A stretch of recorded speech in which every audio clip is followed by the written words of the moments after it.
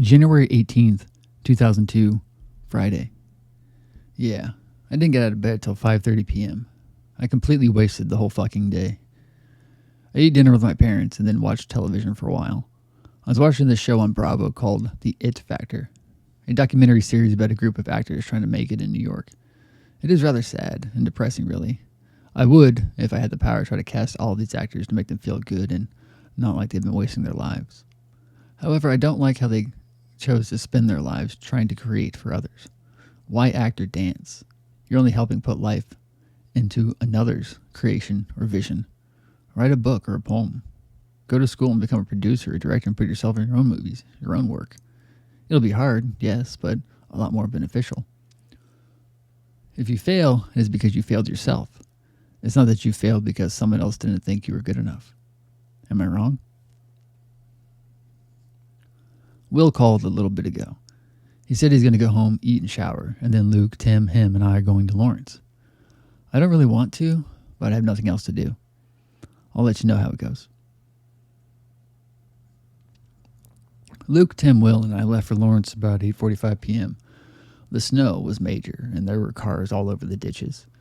We didn't really pick the best night to drive 30 miles away to party. It was fun, though. Tom came over to Derek's, and of course Dan S. was there. And Erilyn.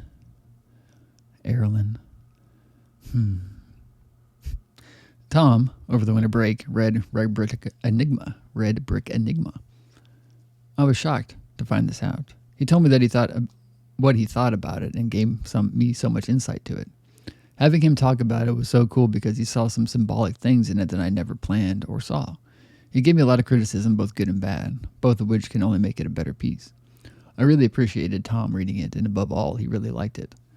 Tim and I talked probably for a good half hour about our poetry and book publishing ideas. We could really do something if we try. I already see, however, that we have a lot of opposing views on it. Maybe, for the most part, I should venture into this alone. At first, I wish I hadn't gone to Lawrence. I feel weird there now, especially around Erilyn. Yet a lot of constructive stuff came out of the conversations I had throughout the night, but with Tim, Tom, and Will, no less. I still wish there was something more for us out there. Get this. As you recall last Friday, Luke was back and got completely wasted at Will's, right? Apparently that cunt Kelly 2.0 told her parents that everyone was shit-faced, quote unquote, down there. Now Kelly's dad works at the post office with Will's mom, and he told her all about it. Will's dad told Will about this and said no more drinking is allowed. Will's parents know that we drink down there, yet they're cool and trusted us. We didn't drink and go out carousing and all that, and we kept ourselves confined, and that was okay to them.